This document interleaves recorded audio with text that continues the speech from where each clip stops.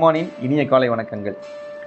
இன்றைய திருக்குறள் சிந்தனை, பீலிப்பை சாக்காடும் அச்சிடும் அப்பண்டம் சால மிகுதி பெறின்.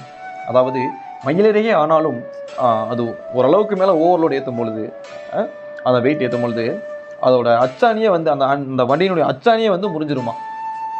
இது மாதிரி தான் நம்ம வாழ்க்கையில் நாம் மேற்கொள்கின்ற சிறிய சிறிய தவறான பழக்க வழக்கங்கள், அது என்ன வேணாலும் இருக்கலாம். நம்மளோட உணவு பழக்க வழக்கங்களாக இருக்கலாம், உடற்பயிற்சி செய்யாமல் இருக்கிறதா இருக்கலாம், நம்மளுடைய சிந்தனையாக இருக்கலாம், அது எதுவாக வேணாலும் இருக்கலாம். அது சின்னது கொஞ்சம் கொஞ்சமாக சேர்ந்து மிகப்பெரிய விலை நமக்கு தரும்.